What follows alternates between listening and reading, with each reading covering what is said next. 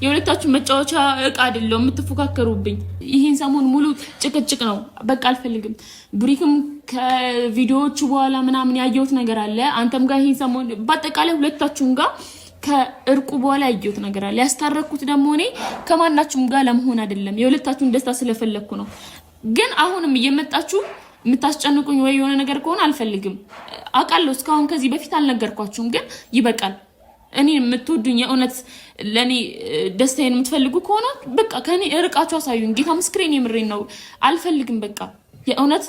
ሰላም ሰላም ሰላም፣ እንዴት ናችሁ? ውድና የተከበራችሁ በመላው ዓለም የምትገኙ ኢትዮጵያውያን እንዲሁም ኤርትራውያን ቻኔ ቤተሰቦች እንዴት ናችሁ? እግዚአብሔር ይመስገን እኔ በጣም ሰላም ነኝ። በያላችሁበት ሰላም፣ ፍቅር፣ ጤና እመኝላችኋለሁ። ፈጣሪ አምላክ ሀገራችንን ሰላም እንዲያደርግልን፣ ህዝባችንን ይጠብቅልን። ሁላችንም በየሃይማኖታችን እንጸልያለሁኝ።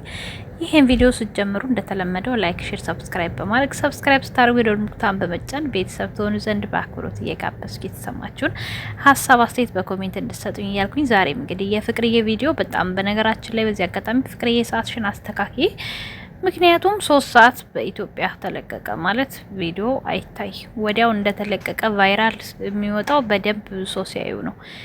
ስለዚህ ከ7 ሰዓት እስከ 8 ሰዓት ያ ማለት በኢትዮጵያ ከ12 ሰዓት እስከ 1 ሰዓት ባለው ጊዜ ውስጥ ቪዲዮሽን እንደ በፊቱ ለመልቀቅ ሞክሪ።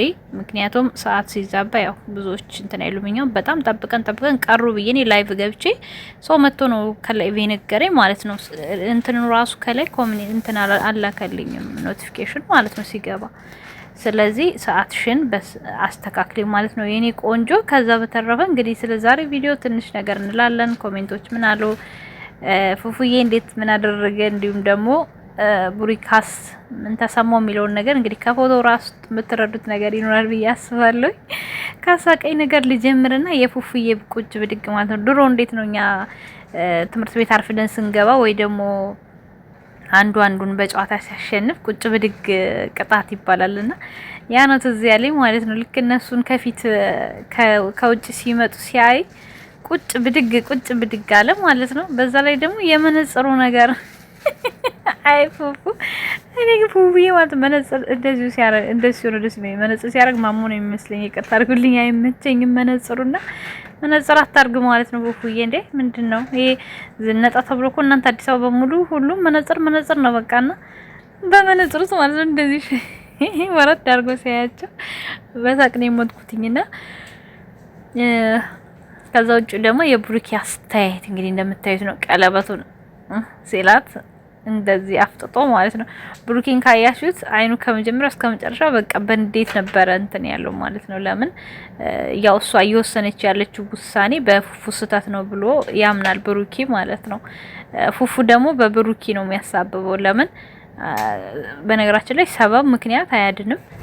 እንግዲህ ትናንትና እሱ በቀደም የአንገት ሀብል ስለሰጣት ነው ፉፉ ዛሬ ላይ ለፍቅር ቀለበት ጥያቄ ያቀረበላት የሚልም አንዳንድም ኮሜንትም እንዲሁም ደግሞ የሷም ሀሳብ ስላለበት ነው። በእርግጥ ይሄን ለማድረግ ወቅቱ ባይሆንም አሁን ላይ እኔ የምነግራችሁ ሀሳብ ማለት ነው ማለት በዚህ በጸቡ ሰዓት ባይሆን ትክክለኛ ውሳኔ ነው የፉፉ ውሳኔ ማለት ነው።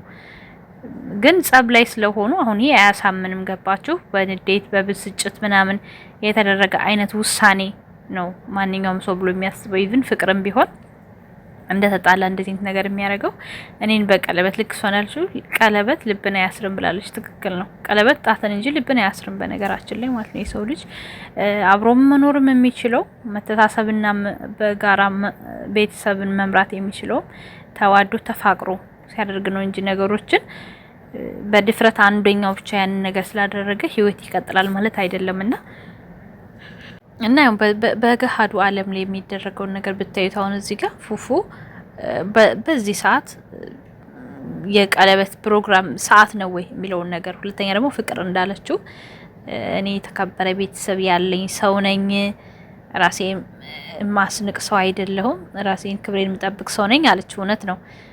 በነገራችን ላይ አሁን ላይ እንደው ዝም ብሎ ህዝቡ ጎጂ ባህላችን በአጠቃላይ ተበላሸ እንጂ እኮ እውነት ለመናገር ሃይማኖት ቦታ የማይሰጥበት፣ ቤተሰብ ቦታ የማይሰጥበት፣ ባህል ቦታ የማይሰጥበት ጊዜ ላይ ደረስን እንጂ እኮ እውነት ለመናገር ቀለበት እኮ እንደዚህ በማንኛውም ቦታ አይደረግም ነበረ ማለት አሁን ቤተሰብ ሳያቅ ግማሾቹ ጓደኛ የተበሰሙና ቤተሰብ ሳያቅ ቀለበት ያስራሉ። ግማሾቹ ብቻቸውን ሆኖ የሆነ ቤት ልክ አሁን ፉፉዬ እንዳዘጋጀው ያደርጋሉ። ግን ደግሞ ቀለበት ልብን አያስርም። ምነግራችሁ ነገር ማለት ነው። መጀመሪያ ከመጋባት መግባባት ይቀድማል። ገባችሁ? ከዛ በኋላ ነው ማንኛውም ነገር ስታደርጉት እንትን የሚሆነው። ግን ፍቅርዬ ዛሬ በጣም አሳዝነኛለች እውነት ለመናገር ይሄ በብዙዎች ህይወት የሚከሰት ነገር ነው። ሁለት ጓደኛሞች በፉክክር እስከ መጋደል የሚደርሱበት ጊዜ አለ።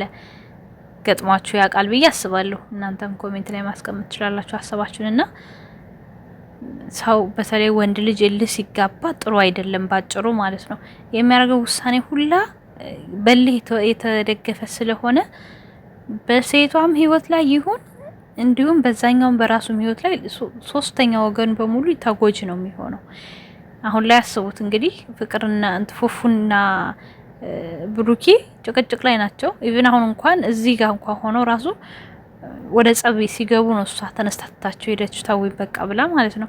ለምን እሱ ፉፉ ፍቅሩን እንትናን ብሩኬን እሱ ትናንት ስለሰጠች ሲል ከኔ ጋር ምን ያፎካክረዋል ምን ያገናኘዋል ብሎ መልስ ሰጠው።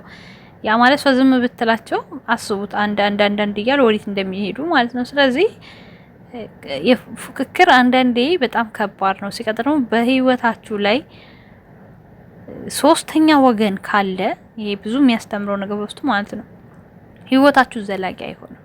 ምንም ነገር ሲፈጠር ፍቅረኛሞች የሚሆኑ ባልና ሚስቶች ችግር ሲፈጠር በመሀላቸው ሶስተኛ ወገን መግባት እንደሌለበት ነው የሚያመለክተው ይሄ ቪዲዮ። ገባችሁ?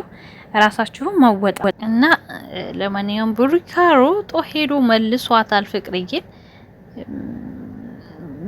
በቀጣይ ምን ሊሆን ይችላል? ትቀበለዋለች ወይ ወይንስ ደግሞ ውሳኔዋን ጨክና ትቀጥላለች ወይ የሚለውን የምናይ ይሆናል። እኔ እንደራሴ የምትቀበለው ይመስለኛል። ብሩካ የሚያሳምናት አይነት ነገር ይመስለኛል። ምክንያቱም ከዛ አምጥቶ መልሶ አያመጣትም ነበረ። እንግዲህ በፉፉ ቤት እንደሚለቀቅ ተስፋ አደርጋለሁኝ። ነገ እንግዲህ በጣም ቆይቷል። እሱም ከ7-8 ቀን አልፎታል። በቻናልህም ስራ። በተረፈ ደግሞ ዛሬ ሁላችሁም አምሮባችኋል። ፉፉዬም ዜብራዋን መስልሃል፣ የድሯም ማለት ነው የጫካዋን ዜብራ መስልሃል። በጣም ነው ያማረብህ። እንደገና ደግሞ እንትናም ማነው ስሙ ኦይ ብሩካም እኔ እኮ ብሩካ ስሙ ያዙልኝም ጋይስ ብሩክ ብለው ደስ ይለኛል ማለት ነው። እሱም በጣም አምሮብታል። ፍቅርዬ እኔ ልልት እሷ መቼ የሚነገርላት ጊዜ የለም። ሁሌም ኩል ቆንጆ ናት። ለማንኛውም ቤተሰቦች እንግዲህ የዛሬውን ቪዲዮ የተሰማችሁ እናንተም በኮሜንት እንደምትሰጡኝ ተስፋ አረጋለሁኝ።